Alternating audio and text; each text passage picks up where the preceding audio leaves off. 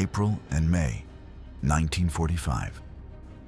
Across Europe, the gates of Nazi concentration camps begin to open for the first time from the inside out.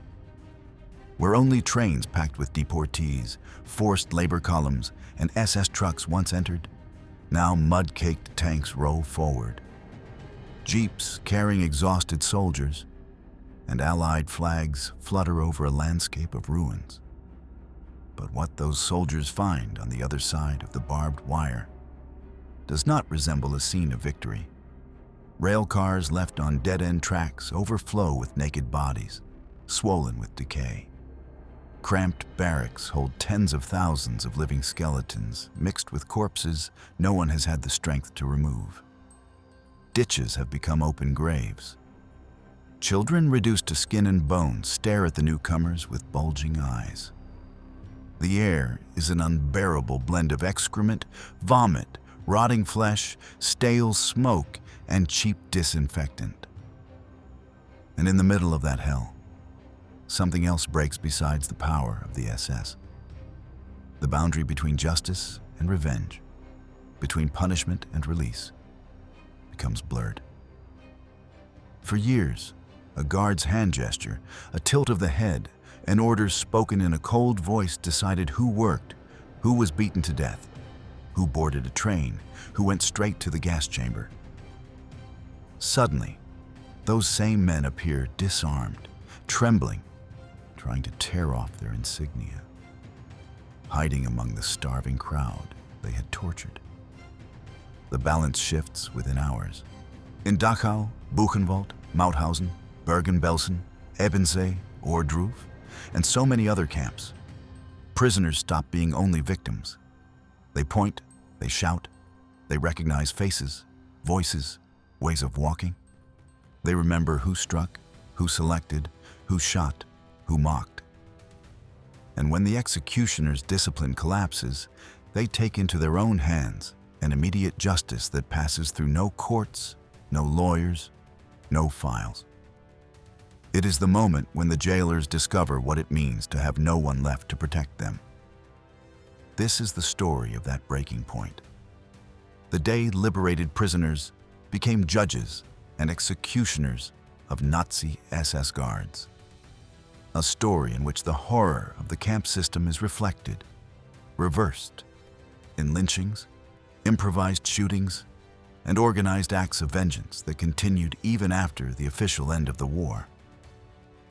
An uncomfortable story, because it shows what happens when humanity emerges from a hell that almost no one leaves intact. When prisoners took justice into their own hands.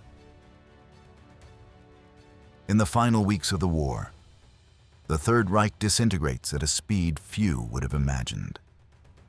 From the east, the Red Army advances like an unstoppable tide. From the west, British and American divisions cross the Rhine, push through blackened forests, encircle ruined cities. The front collapses, command lines are severed, units become isolated. But long before a single Allied tank appears at the gates, the collapse is felt inside the camps. In Dachau, Buchenwald, Mauthausen, Bergen-Belsen, and elsewhere, prisoners sense something cracking in the perfectly oiled machinery of terror. Morning roll calls, for years rituals of almost military precision, begin to run late. SS officers appear with rumpled uniforms, boots no longer flawlessly polished, their gaze lost on the horizon instead of fixed on the ranks. Familiar faces are missing from towers and yards. Some have been sent to the front, others have deserted. Others have fled under cover of darkness, taking with them the security they believed that they possessed. For years, the simple sound of boots on gravel was enough to snap hundreds of men into absolute silence. Every step was a threat. Now the blows still fall, the whips still cut through the lines, rifle butts still break bones. But fear has begun to turn. Guards sweat differently, glance uneasily toward the fences, listen to the distant thunder of artillery. They know something is coming and that for the first time, They are not the ones deciding how the day will end. In Buchenwald, the clandestine international committee, made up of communist, socialist, Jewish, and other organized prisoner groups, watches the process closely. For years, silently, this core of resistance has gathered information, hidden improvised weapons, and drawn up plans for an uprising. They know names, faces, nicknames. They know who signed execution orders, who led beatings, who collaborated as a capo, enjoying privileges at the cost of others' lives. They waited patiently for a crack in the system. Now the crack opens. In Dachau, late in April, the distant rumble of American artillery sounds like a steady drumbeat. On April 28th, prisoners hear gunfire in the distance and rumors race from barrack to barrack. The Americans are less than 20 kilometers away. That dawn, several guards attempt the unthinkable. They rip off insignia, strip off belts and harnesses, put on clothing stolen from prisoners. They smear dirt on their faces, trying to blend into the starving mass they had controlled for years with whips and rifles. It is a useless gesture. The inmates have learned to recognize every SS man by posture, by tone of voice, by the way he holds a rifle or a cigarette. The memory of pain does not get confused. A single look, a gesture, a word spoken in the wrong tone is enough for someone to whisper, "That one isn't one of us. He sent us to the quarry detail. He beat so-and-so to death." Those phrases, whispered for years under breath and through clenched teeth, now ring out loud. When the first Allied troops begin to appear at the gates, tension rises to an unbearable pitch. In some camps, desperate guards try to maintain routines as if nothing had changed. In Bergen-Belsen, for example, several female SS guards, the Aufseherinnen, continue patrolling the internal lanes with whips and dogs almost to the last moment, convinced that being women will protect them. They keep shouting, keep humiliating, keep slapping. They do not imagine that, to those watching them, they have become targets. Beneath physical weakness, beneath hunger and disease, another force accumulates in the prisoners. Years of humiliation, beatings, watching barrack mates die, hauling naked corpses toward mass graves, hearing screams drowned out by the noise of engines. That compressed energy waits for a signal. The signal comes when the sound of Allied engines mixes with the crackle of fences being opened. The first shock of liberation falls on the Allied soldiers themselves. Men who have fought since Normandy, who have seen comrades vanish in artillery blasts, who have battled in snow-covered forests during the Ardennes offensive, now face something unlike anything they have known. It is not a front line, not a bombed village, not a shattered city. It is something else. In Dachau, on April 29, 1945, the U.S. 45th Infantry Division pushes into the main compound.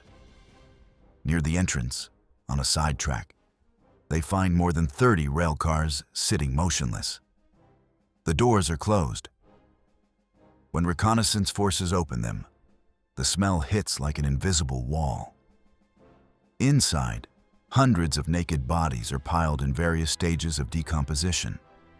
Some have skin drawn tight over bone, others are bloated. Others have been eaten by rats. Many still have their eyes open, fixed on a point that no longer exists. Some soldiers immediately turn away to vomit. Others remain rooted to the spot, unable to move. A few react instinctively. They load their weapons and start looking for any gray-green uniform with black collar tabs.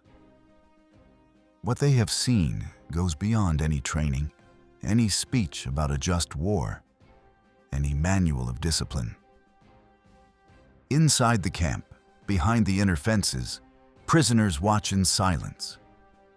When they see men in different helmets enter the compound, they understand that the power structure has been broken for good.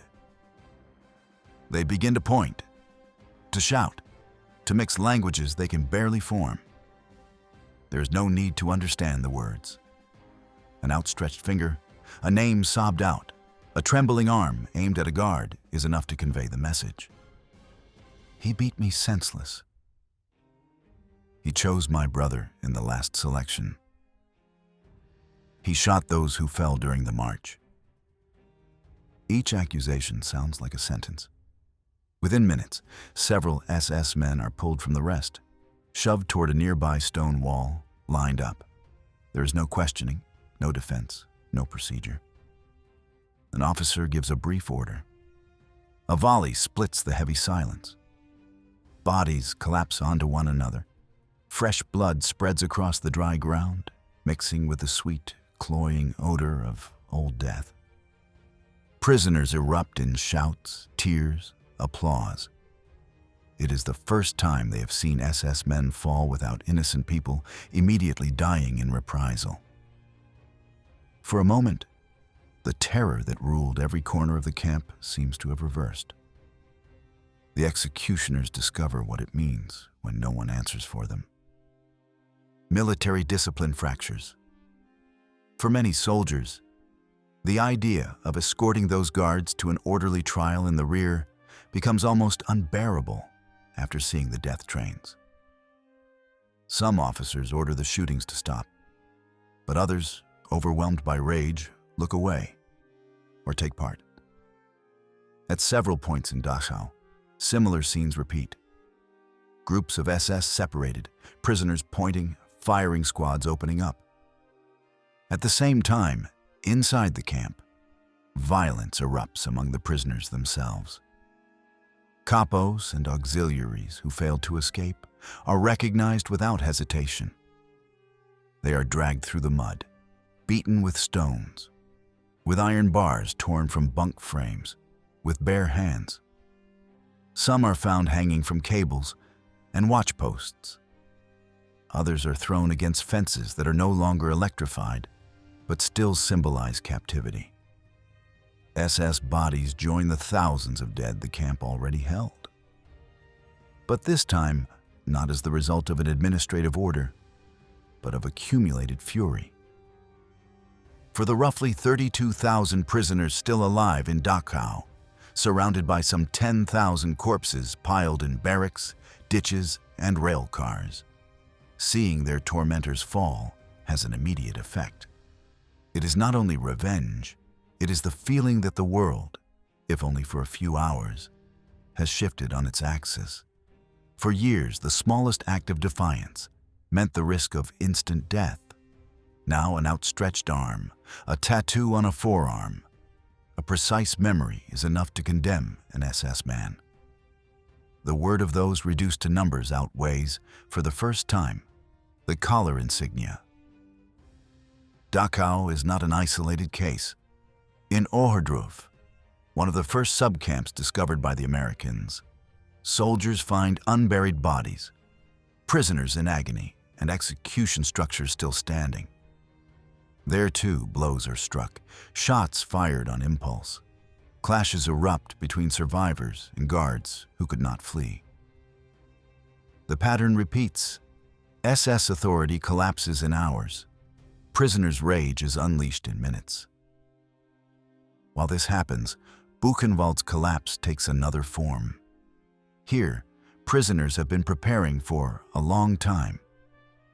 For years, the clandestine International Committee has woven a communications network between barracks, hidden small arms, and placed inmates in key posts. They know the moment will come, and they intend not merely to wait for the liberators. In early April 1945, the roar of American artillery draws closer and closer. Allied planes fly over the camp. SS guards walk with uneasy eyes, looking again and again toward the outer fence. On April 11th, the clandestine committee decides the time has come. Exploiting the chaos, groups of prisoners seize the watchtowers, occupy the posts from which anyone nearing the forbidden line had once been shot, and take control of the stores where rifles and pistols are kept. The few guards still inside the main compound try to organize resistance or escape, but they find themselves surrounded by hundreds of men no longer willing to obey. Many of those prisoners can barely hold a weapon, but they do not hesitate. Captured SS are marched to the central yard. There, where so many inmates have been executed over the years, a reckoning unfolds. Testimonies describe scenes of merciless lynching. Officers who, the day before, ordered punishments with a simple tilt of the head now beg to be handed over to the Allies, insist they were never the worst, claim they only followed orders. Their words are drowned out by furious shouts. Iron bars, rifle butts, stones, improvised knives crash down on them. Some are hanged from beams or posts with ropes made from blankets and cord torn from bunks. Others are shot against walls stained with blood for years, except this time the blood is not the prisoners. Capos draw a particular hatred. Those privileged inmates who worked closely with the SS, who beat others, stole rations, informed on escape attempts, are identified one by one. They are pulled from under beds, dragged from among the sick, hunted through corridors. A single cry, "He took my bread. He beat my brother to death," is enough to unleash the crowd. There are no minutes, no documents, no need for any other proof. The shared memory of suffering is the only accusation. When the U.S. 6th Armored Division finally arrives at Buchenwald, the camp is not a passive place awaiting liberation. It has been taken over by its former prisoners. Watchtowers are manned by men in striped uniforms. In the yards lie bodies of SS and collaborators, some naked, others still wearing parts of their uniforms, hanging from improvised ropes or sprawled across pools of dried blood.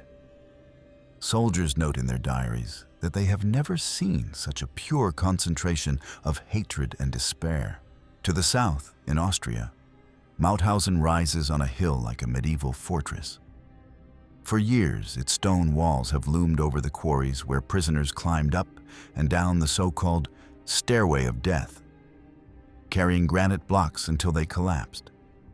Survivors know exactly which guards enjoyed shoving the exhausted over the railing, who laughed as bodies fell, who kicked those who crawled.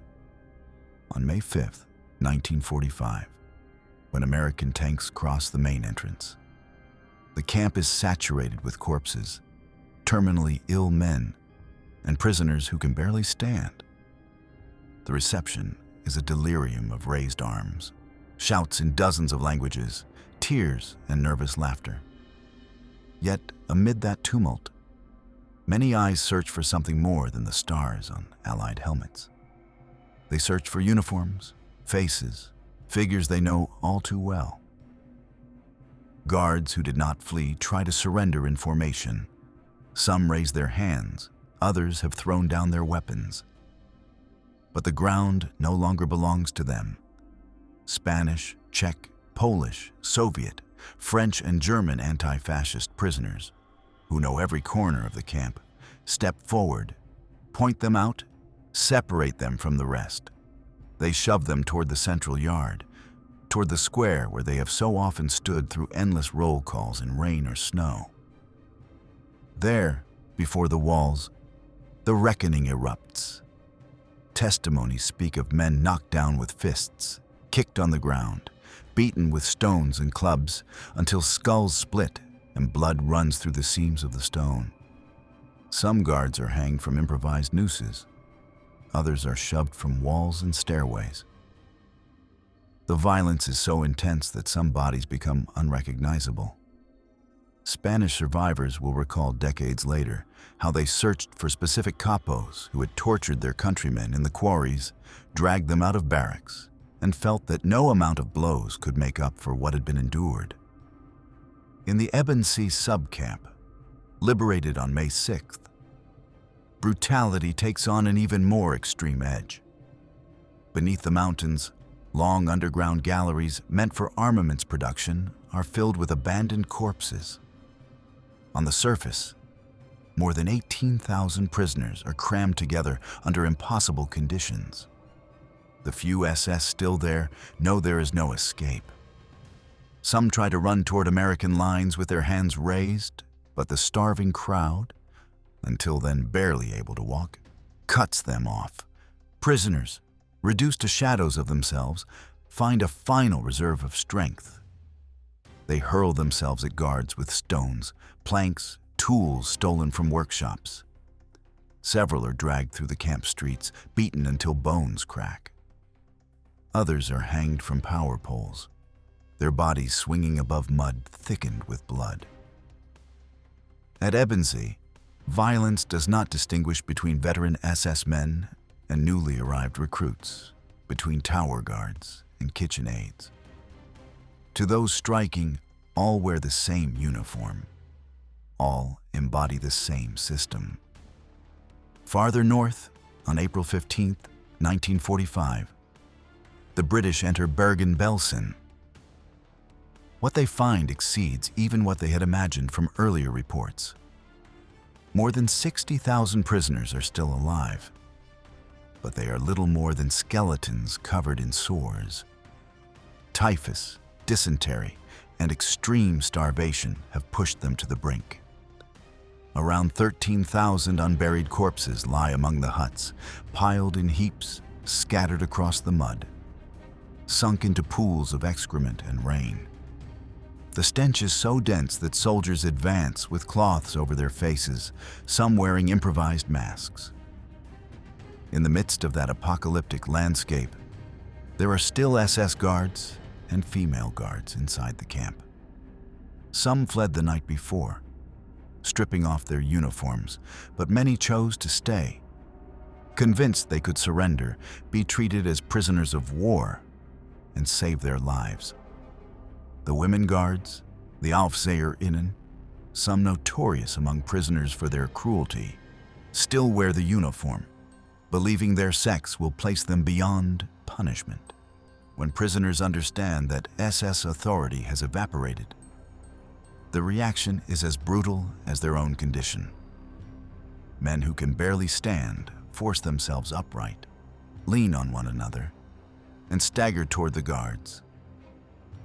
Women who have lost entire families move in groups, pointing, shouting names, recognizing faces. Several guards are knocked down in the yards, stripped of weapons and pieces of their uniforms. The crowd surrounds them, raining down stones, clubs, blows from fists that are little more than bone. An SS body becomes the center of a spiral of beating. Survivors speak of bony hands closing around throats and squeezing with a strength no one expected they still possessed. The air fills with screams in Polish, Russian, French, German, Czech, Hebrew. A chorus of curses and the names of the dead. The women guards fare no better. Many are identified immediately by prisoners who remember every slap, every lash, every insult. They are dragged by the hair, thrown into the mud, stripped, beaten with stones until faces are unrecognizable. Some are hanged from improvised nooses, others are kicked to death. Days after liberation, soldiers will find the bodies of SS women, naked and mutilated, in corners of the camp, abandoned like refuse. The British, stunned by the overall scene, focus on containing the epidemic and burying the mountain of corpses. Amid that priority, many lynchings unfold before their eyes without their being able or willing to stop them. Some officers turn away, unable to intervene on behalf of those who ran that hell for years.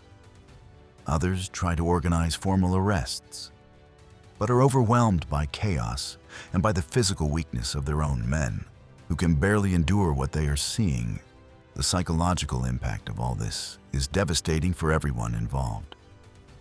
For prisoners, Seeing an SS man on his knees, crying or begging for mercy, shatters in an instant the image of absolute power that ruled their existence. Men who had seemed like cruel gods within the camp universe, able to decide life and death with a gesture, now appear as trembling figures, faces contorted with fear, hands raised, babbling excuses. That fall fuels an extreme mix of emotions. Some survivors shout and laugh nervously, as if they cannot believe what is before them. Others cry as they strike their tormentors, each punch accompanied by the name of a child, a mother, a friend who did not live to see that day. Some remain motionless, watching, unable to join in, but also without the strength to intervene.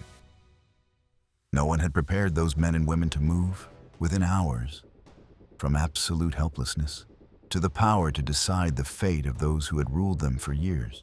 Among Allied soldiers, reactions split as well. Some, carried by fury, fire without orders, beat surrendered guards, join the lynchings. They feel the violence is an inevitable response to the horror they have just witnessed. Others try to maintain discipline. They order reprisals stopped, form cordons to separate prisoners from SS, take guards prisoner to hand them over to justice. Often they are outmatched by the situation. The scale of the crime makes it hard to believe rules alone can be enough. Years later, in letters and testimonies, some of those soldiers will admit that what haunted them most was not only the sight of the camps, but the memory of aiming at men who had already surrendered, of looking away while a crowd beat a guard to pieces, of feeling a chill of satisfaction at the fall of certain uniforms. The liberation of the camps was not a clean moment. It was a whirlpool in which almost no one managed to keep their principles intact. In all these scenes, the same question runs beneath the blood. Is what is happening justice or simple revenge? For those who spent years under the camp system's absolute rule, the distinction feels meaningless. For years, the SS decided lives with mechanical motions, without evidence, without defense, without reflection. One gesture sent a man to the quarry, another to the gas chamber, another to a sick barracks from which no one emerged alive. When the situation reverses, prisoners apply the same brutal logic, but from the other side. In Dachau, the rail cars packed with corpses are the only proof required. A prisoner points to a guard and says he led the death march that ended beside the tracks. Another insists that man shot his brother when he collapsed in the snow. No soldier asks for documents. They pull the accused aside, line him up with others, and fire. The scene repeats so many times that no one can count how many die that way. In Buchenwald, the internal uprising is the culmination of years of clandestine preparation and a conscious decision. Do not let the executioners escape. They do not wait for a distant tribunal. They hang guards, lynch capos, execute those they consider directly responsible for their suffering. For those taking part, there is no other imaginable balance. The only language learned over years was punishment without appeal. Now they speak it back. In Mauthausen and Ebensee, Spanish survivors will later recall how they recognized the men who forced them up the stairway of death, how they hunted them through the barracks, how they felt no amount of beating could ever be enough. In Bergen-Belsen, the prisoners surrounding the women guards do not think in terms of codified offenses or appropriate sentences. They think of endless nights of blows, of insults, of sick women dragged by the hair. Each stone that strikes an Officerin is, to them, an answer to thousands of assaults that were never recorded. Allied soldiers are caught in that gray zone. They represent states that speak of international law, trials, criminal responsibility. But they are also men who have just seen mountains of corpses, breathed the stench of typhus and decay, looked dying children in the eyes. Against that, the image of an SS man on his knees, hands clasped, begging for mercy, stirs feelings no manual contains. In some units, senior officers will condemn summary executions and try to rein them in. In others, the killings will be accepted as an inevitable release. In nearly all cases, the issue will be hidden in official reports or reduced to marginal notes. History will remember the great trials. The scenes of lynchings in muddy yards will remain scattered in isolated testimonies. For many survivors, the deaths of guards in the yards of Dachau, Buchenwald, Mauthausen, or Bergen-Belsen are not an end, but the beginning of another chapter. The war may have ended on paper, but the memory of ovens, crematoria, gas chambers, and common pits does not vanish when barbed wire is taken down. Hatred does not dissolve with the signing of a surrender. In Poland, Czechoslovakia, Hungary, and other countries, men and women who have come out of the camps gather in half-ruined houses, damaged synagogues, improvised taverns. They recognize one another by tattooed numbers on the arm, by extreme thinness, by the stare of those who have seen too much. Sitting around bare tables, they recite names: guards, capos, auxiliary police, local collaborators. Those lists become targets. In some Eastern European towns, former members of the Gestapo, the SS, or paramilitary formations appear hanging in squares or from trees, with placards tied to their chests reading "murderer" or "executioner." The homes of certain perpetrators are set on fire at night, while neighbors watch the smoke in silence. No one calls the police. No one asks too many questions. In a continent in ruins, with fragile governments and armies constantly on the move, revenge finds fertile ground. At the same time, even more organized initiatives arise.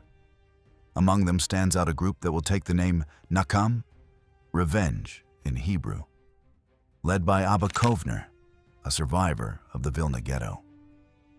Its members are mostly young people who have lost their entire families and fought in the resistance. They do not speak of punishing specific individuals, but of answering one genocide with another. They dream of poisoning water supplies in German cities, killing millions as a symmetrical response to the murder of 6 million Jews. The most extreme plan will never be carried out. But the group does undertake concrete actions. In Nuremberg, some of its members managed to introduce arsenic into bread intended for German prisoners of war, many of them former SS. Hundreds fall ill, dozens die after days of vomiting and convulsions.